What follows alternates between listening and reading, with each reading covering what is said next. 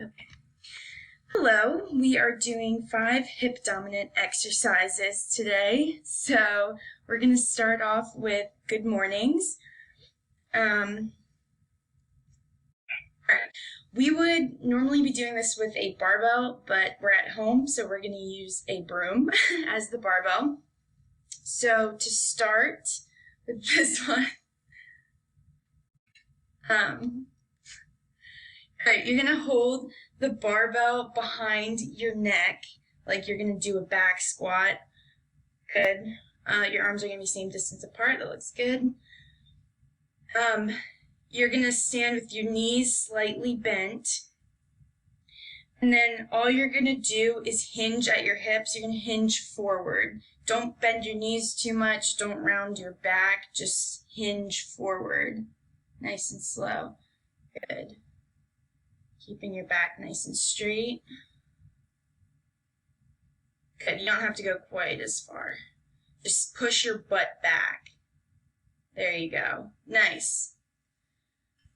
Looks good. All right, next one is hip thrust.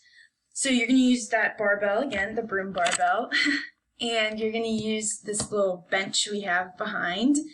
So you're going to start with your feet on the ground, and then you're going to put kind of your mid back at the edge of that bench. Good. Then the barbell is going to be right over your pelvis. You're just going to hold it there. And your feet look like they're a good distance apart and away from the bench. So you're going to start your hips down a little bit lower, and then you're going to push your hips up. Good.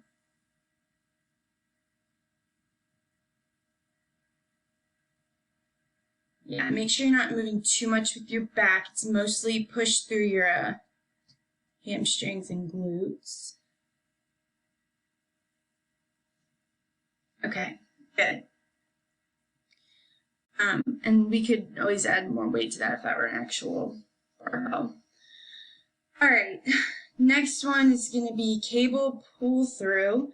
So this one we would be using a resistance band, but we again don't have that, so we're using this t-shirt. So you're going to put the start of your band / t-shirt under that bench on the ground. Yeah. You're going to have your legs about hip width apart. And all you're going to do for this one is hinge back, and then press forward with your hips. So keeping your back straight and your knees slightly bent. You don't have to overextend it like that. Just keep your back. You don't have to what's it called? You don't have to do that so much.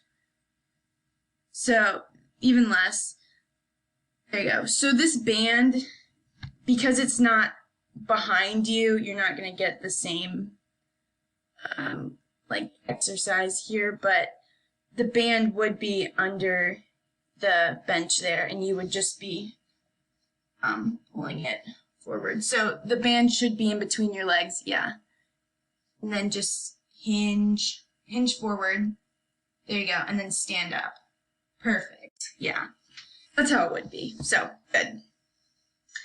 All right, next one, we're going to do wall reach. So if you can put the camera somewhere near a wall, that would be helpful.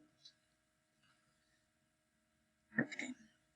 All right, so you can have your right hand on the wall, facing the wall, and then you're going to have your right leg planted on the ground, and your left leg is going to remain straight, and you're just kind of going to kick it back, not too high, but there you go. And you're going to hinge at the hips, kind of lean forward, keeping your back straight.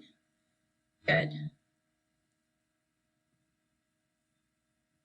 Yeah, you can bend your elbow a little bit when you're doing this. Good. Okay.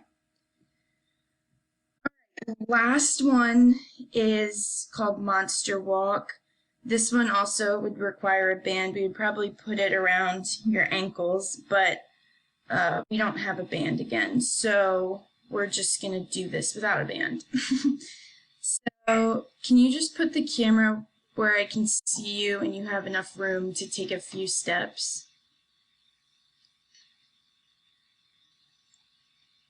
Okay, that's good. All right, so we're imagining that there's a band around his ankles. He's just gonna stand in a nice athletic position, so knees kind of bent, back straight, and he's gonna take diagonal steps, not too crazy, but just diagonal steps, forward. There you go. So there would be some resistance, and you'd be able to feel this in the hips more, but this is probably really easy. Good. Good. Perfect. So that concludes our 5 hip dominant exercises. Thank you. And I have to hit stop.